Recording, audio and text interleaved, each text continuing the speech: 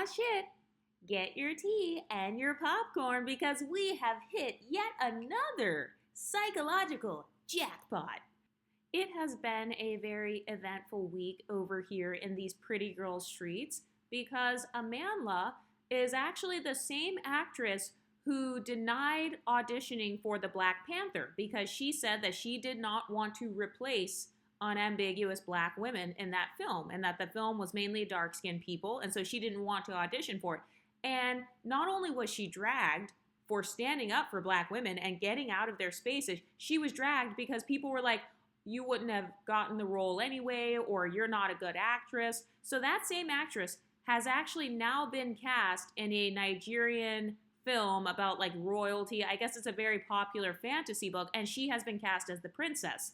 By the way, another interesting thing is that the princess in the book is a dark-skinned black woman who is unambiguous and overweight, and she bleaches her skin. And so Amandla is cast as the person, I guess she's supposed to be kind of like the bleached version of the princess. So isn't that ironic how unambiguous women have called light-skinned women bleachers for decades? They love accusing every light-skinned woman as a bleacher, but then when a light-skinned woman gets cast in a movie as a bleacher and as a princess, now suddenly they're outraged. And they're saying that she's replacing unambiguous dark-skinned black women. And this is also proof that caping for black women, it's not going to help you in the end because Amandla, she already was pulling out the cape a couple of years ago by not being in the Black Panther movie. She still got dragged for that, and now she's being dragged for this.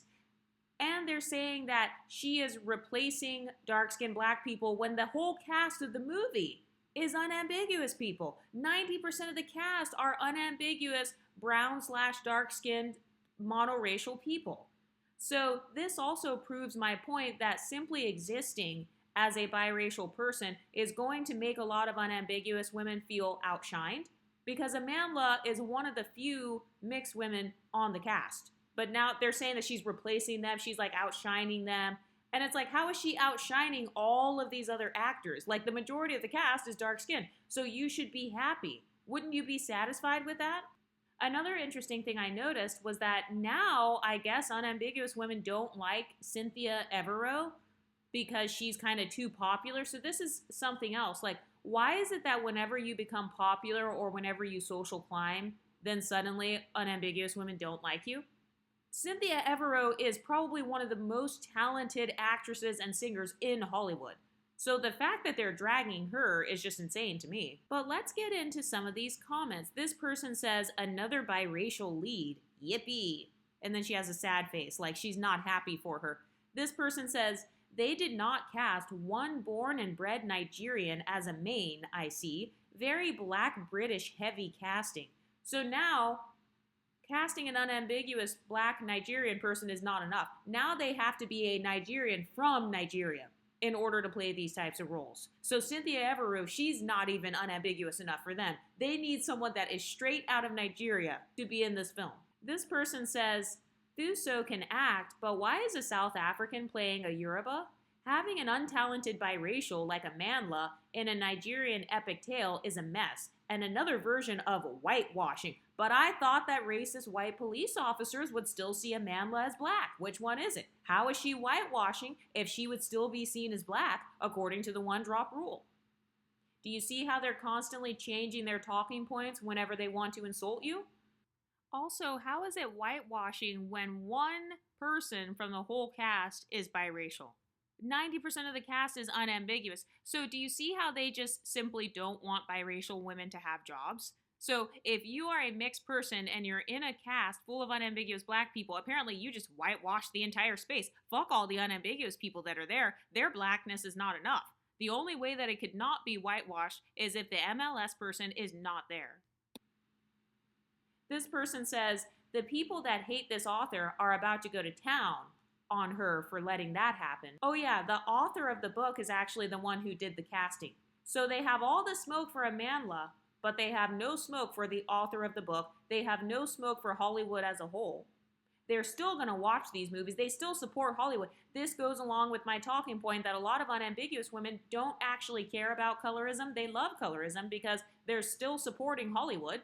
They still watch movies from Hollywood. They still listen to quote-unquote colorist rappers. So they don't actually care about colorism. This is fake outrage. They pick and choose and hide behind colorism when they want to insult women like Amandla. This person says, I actually like Amandla, but she pisses me off so bad with how she's always taking black roles. So how is she taking black roles if Amandla is not a casting director? Because last time I checked, when you're an actress, the casting directors are the ones who give the roles. So you should be bringing smoke to the casting directors and not to the actresses. Actresses can't help that they are in high demand. Like, if they're being picked, then what are they supposed to do? Amandla has already denied Black Panther, so was she supposed to deny this as well? Just admit you don't want Amandla to have an acting career. This person says, it's so telling that the only role I can remember her in where she played an actual biracial is the one where she fell in love with a literal Nazi youth. She is so full of shit. So I guess she was in a movie where she fell in love with a Nazi. So if you're against biracials falling in love with Nazis, why did you watch the movie? Because I've never even heard of that until just now. I don't even keep up with stuff like this.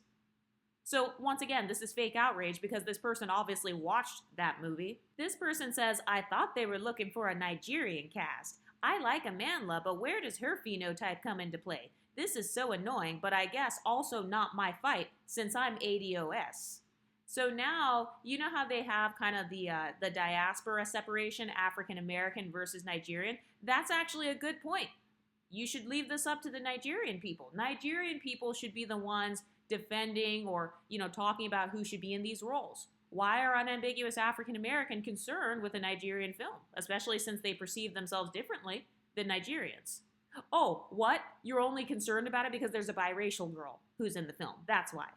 This person says, Cynthia, Amandla, Psy. This whole cast feels like a fan cast. So it's giving jealousy. She's basically jealous that Cynthia and Amandla are popular actresses, and she feels like the fans are the ones who determine them being picked. And it's like, well, yeah, that's called social climbing.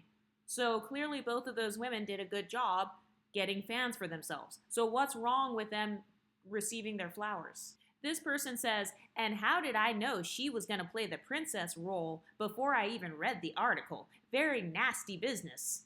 So you're stereotyping Amandla as a princess. I actually have seen people on TikTok calling her a paper bag princess. They call her and Zoe Saldana paper bag princesses. And it's like, okay, you guys stereotype light-skinned women as princesses. You stereotype these mixed and biracial women as being bleachers. And so why are you surprised that Amandla is cast as a princess who's a bleacher? If anything, you should be happy, right? Because wouldn't that tie into the stereotype that all of us are bleachers? You should be celebrating this. This would be accurate representation, according to you guys.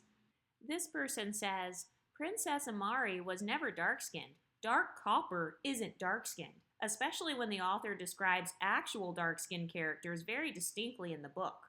She faces colorism from her mother because her mother is light-skinned and she is darker than they are, but still not dark-skinned. Amandla isn't my first choice for the princess. There are other lighter black women like Halle Bailey who fit the description of me, but Amari was never dark-skinned. So it's funny how in black women's spaces now they're admitting behind closed doors that they do in fact view Halle Bailey as a shade of light-skinned. And have you noticed that they discuss all of these nuances about all the different spectrums and shades of light skin, yet whenever you interact with a lot of unambiguous women in real life, they want to act like everybody's just brown skin. Oh, you're not light, you're brown. Everybody's brown. But on these types of forums, suddenly they know the difference and they can recognize that Halle Bailey and Amandla both are still light-skinned. This person says, so is there a character in the book that's biracial or is she playing a monoracial again?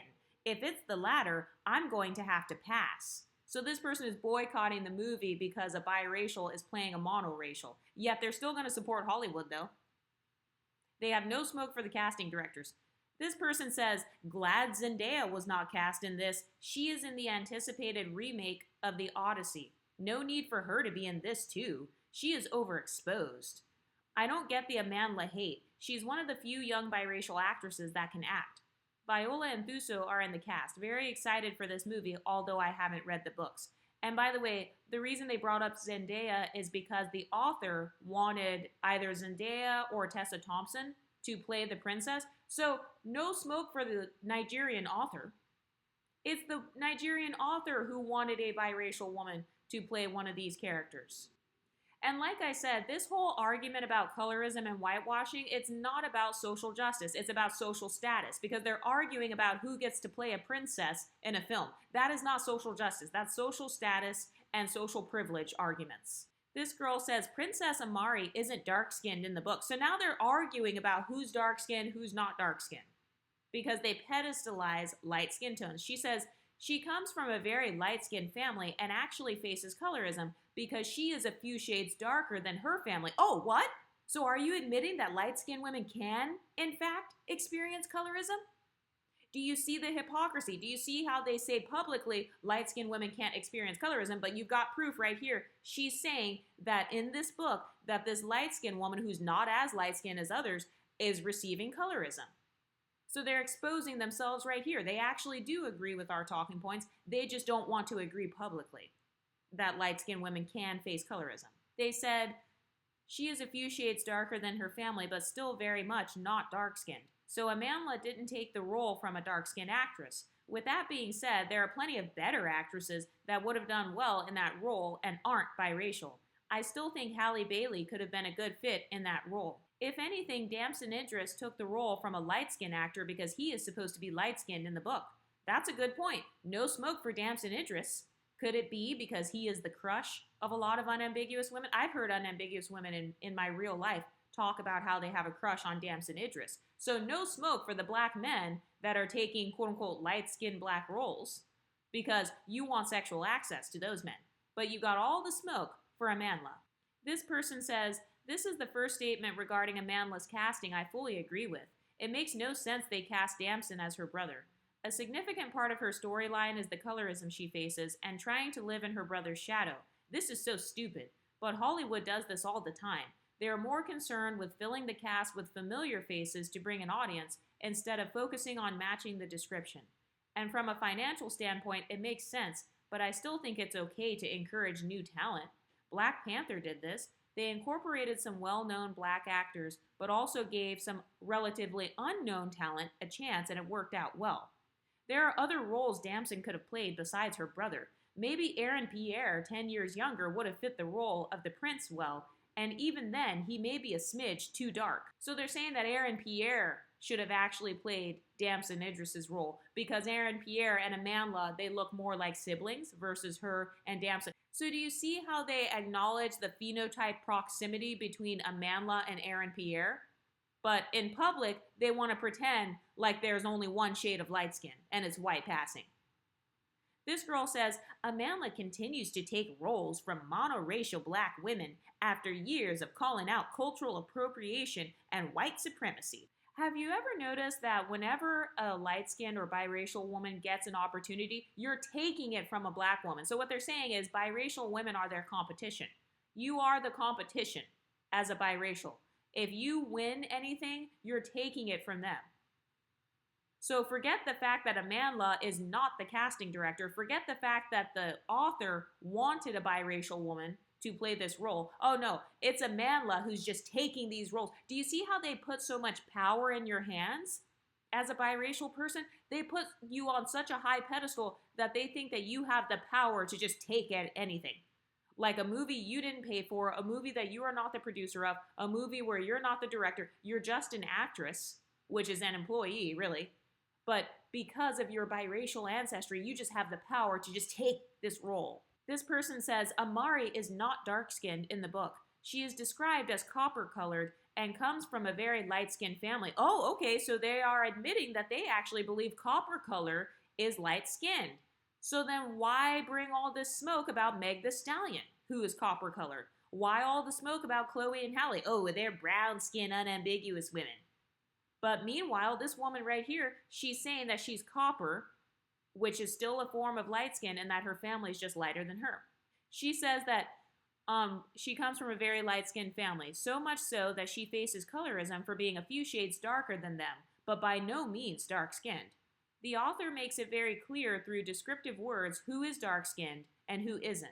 In the book, I never pictured her dark-skinned, more like the color of the Bailey sisters, while her family members were more high yellow. So she's admitting in this comment that light-skinned is copper, high yellow, so she's acknowledging that there is a spectrum of light skin. Meanwhile, with this YouTube channel, people try to pretend like none of the people I talk about on here are light skinned. And they try to pretend that the Exoticals are all brown skinned, unambiguous black women. So which one is it? Is Copper light skinned or is it not? This person says, to the fonts wondering why people have an issue with Amandla, are you taking time to read people's comments on why? She is a biracial woman, once again playing a monoracial black woman. You know people are tired of this. Hollywood is obsessed with always casting biracials for black roles. Considering who they cast for Amari's on-screen family, I'm sure we can theorize they will have her face colorism for being lighter than her family. You think you would like seeing something like that in a movie, especially as dark-skinned women who deal with colorism the most? So they're saying that potentially they could be addressing light-skinned people facing colorism, which is why they made Amandla's family all darker than her. So instead of making it like she's too dark, they might make it to where like she's too light. And so they're mad because they don't want light-skinned women's story to be told. They don't want to have dark-skinned people be the aggressors in terms of colorism in a movie. They want it to be the typical line where it's like, you know, all the light-skinned people are colorists, all the biracials are colorists, and then the dark-skinned people are victims. This person says, they made sure to cast dark-skinned men. Hollywood is so predictable. This person says, I didn't say that she was really dark-skinned. I said that her brother was lighter than her and that she dealt with colorism. She is nowhere near light-skinned like Amandla, who always goes for these roles. Also, Halle Bailey is too light for the role. Okay, so now they're admitting that Halle Bailey is light-skinned again. They're saying she's too light for the role. She's too light-skinned. Amandla and Halle Bailey are too light-skinned. So now they're arguing over whether the Bailey sisters and Amandla are too light-skinned. So do you see how they won't acknowledge your light-skinned privilege or your light-skinned identity in front of you, but behind closed doors, on websites for unambiguous women like Lipstick Alley, they admit that they do in fact see you as being light-skinned and benefiting from colorism. This person says Tommy wanted Zendaya or Tessa. So Tommy is she's the author of the book. So if the author wanted an MLS woman to play the role, then that is what she wants. This person says Hollywood's hatred of monoracial black women is astronomical. They act like Hollywood will simultaneously combust if they dare cast a monoracial black woman in a lead role. Black women need to continue calling out and pushing back on this type of casting. It's a symptom of a much bigger issue at play: the continuous erasure of black women in the media. Hollywood believes biracial actresses are better at portraying black girls and women than actual black women. Very wicked. So I bet you're not going to stop supporting Hollywood, though. You're still going to go to the movies. You're still going to have Netflix. You're still going to have Hulu. You're still going to watch Hollywood media. And all you're doing is complaining right now. So this is fake outrage. If you truly believed that Hollywood was actually racist and colorist, you wouldn't support Hollywood if you actually were against colorism, texturism, and featureism. So do you see the situational ethics? Anyway, what do you ladies think? Let me know in the comment section, and I'll talk to you next time. Stay pretty, ladies.